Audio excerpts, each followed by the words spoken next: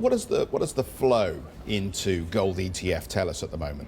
Well, we've certainly been seeing investors pile in this year. In fact, we've seen about $1.5 billion into gold exchange traded products over the past 3 months, and we've seen gold rally about 20% in US terms. For a UK investor, it's sort of another couple of percent north of there. So investors have really been playing this pretty well.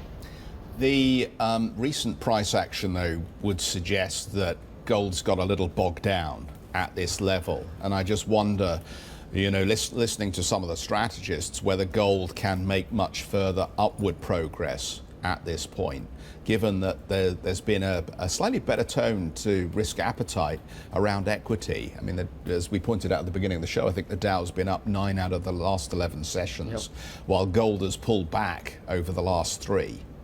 Yeah, you're certainly going to see, when you see rising risk appetite, you're going to see investors less favourable on gold. But you've also got to take into account the dollar and also monetary policy uncertainty. In a negative interest rate environment, investors want to see hard assets, and their first port of call is gold. So I think all that uncertainty around the Fed is certainly going to drive investors further and further to safe havens like gold. I also think there is a supply side of gold. Of course, there is the ETF investable side, but I mean, the balance sheet of energy and mining companies is down $900 billion at the assets. And a lot of that assets, of course, have been written down, and CAPEX expenditures just back from Australia, and no one is spending any money. CAPEX globally is very low, but the mining and the energy sector. So I think ultimately we will also see much better economics from which is reflected in the GDX, I guess.